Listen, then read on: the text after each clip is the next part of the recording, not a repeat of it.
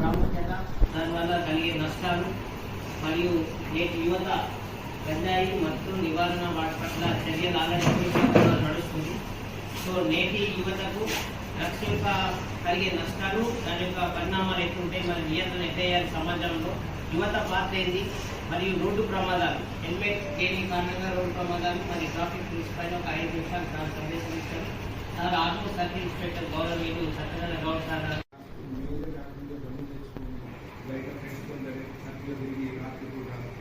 చెడుకు తొందరగా ఎక్కట్లేదు, మనిషికి కష్టం.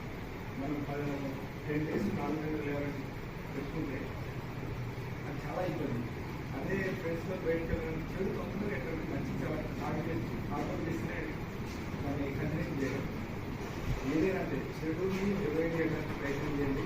మీకైతే మంచి ఉందని అనుకుంటుంది. కనుక ఈ టైంలో ఇంకా వెయిట్ చేయకుండా మీరు తెచ్చుకొని మంచి వర్క్ చేస్తుంది కాబట్టి మీరు అందరూ మంచి గోల్ వేసేటని అనుకుంటున్నాను. మీకు తెలిసిన ముఖ్యంగా చెప్పారంటే డైలెంటెడ్ అవుతుంది. మీ తల్లిదండ్రులు కానీ మీ పేరెంట్స్ కానీ అగ్రికల్చర్ ఫ్యామిలీకి వస్తే మన ఈ ఆర్మూర్ ప్రాంతం కానీ ఈ నిజామాబాద్ ఖానాలు వేయాలి.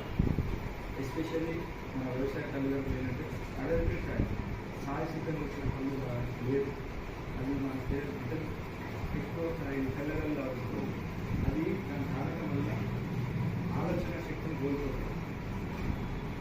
ఆలోచన శక్తిని కోల్పోతాడు. ఇంకా ఏం చేస్తుంటారు ఆ టైంకి కాబట్టి షూటింగ్ రావడం, పిచ్చి పిచ్చి చేయడం, హెల్త్ అనేది ఒక కంట్రోల్లో ఉండదు. దానికి ఎడిక్ట్ అయిపోతాడు.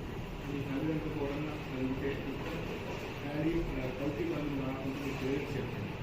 మీ బ్రదర్స్ కానీ మీ అమ్మగారు కానీ ఎవరన్నా ఈజీగా స్కూళ్ళలో కూడా చిన్న చిన్న జాగ్రత్తలు వచ్చినాయి.